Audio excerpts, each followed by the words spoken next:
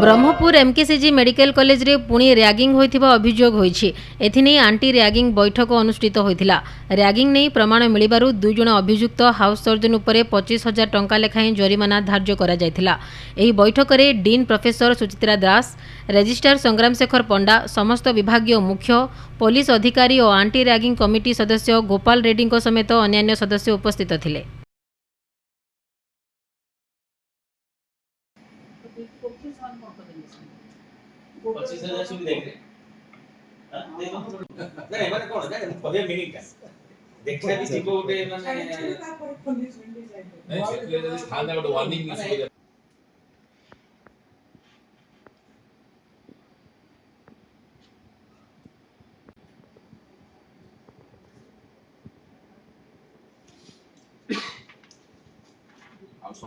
doctor सागर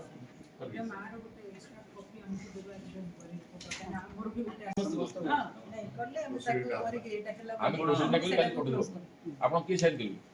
आप line दो SP sir आप अच्छा इतना साइड कर दो सुनो discussion back actually anti ragging cell रो हम पाखरे कंप्लेन आस्थिला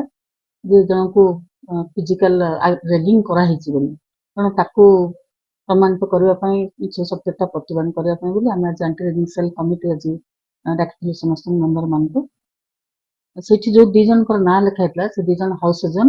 आमे जानिबा पाइल जे सेठी जो मेंशन हेचे 12 तारिख मे रे से देखा करे आस्थिले बोली विक्टिम 12 तारिख रे जो पिला जन को हम पाख आस्थिले गार्डियन सह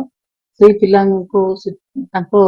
आमे संदेह करछु से लिखिते बोली जदि से पिलाटी मना करछि किंतु ताको बेस करके आज हमरो ए मीटिंग ता हेतला एक्चुअली सेटा दीटा हाउस सर्जन जने फुक्चर पिला को